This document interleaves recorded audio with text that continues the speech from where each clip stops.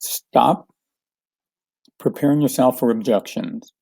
And instead, prepare yourself for questions or concerns.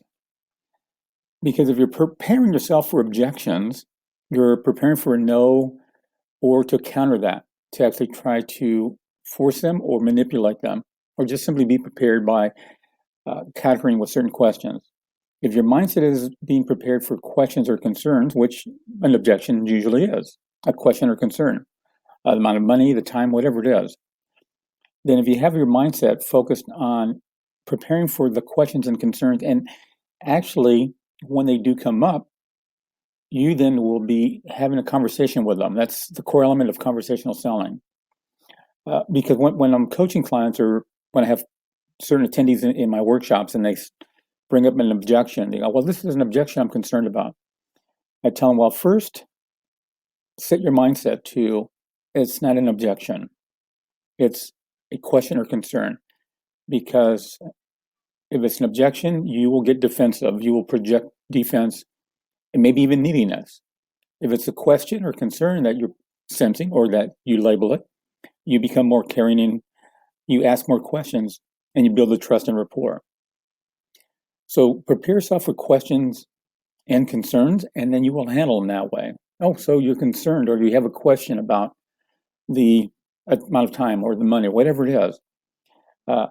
You now have a conversation going instead of going into a pitch of, well, let me explain to you why this is such a great idea or why you should do this, where you're simply pitching them, presenting them, you're prepared objection handler, how to handle it. If you start to ask questions, you may realize that what you're thinking is or concern is something completely different. So you have to ask more questions. Tell me some more. Or really, that's interesting. Can you clarify that? So having a conversation is a big key in conversational selling, and it'll make the engagements much more pleasurable for you and the prospect, the client, and you'll get more yeses. So remember, prepare yourself for questions and concerns. It's just a matter of knowing your material, and in some cases, if they have a good question and you don't have the answer, just simply tell them, great question, let me get back to you on that. Because you don't have to know every little detail.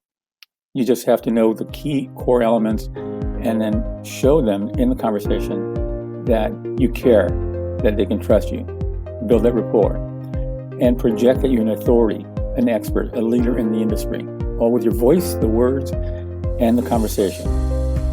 So thank you for listening to your success. Bye now.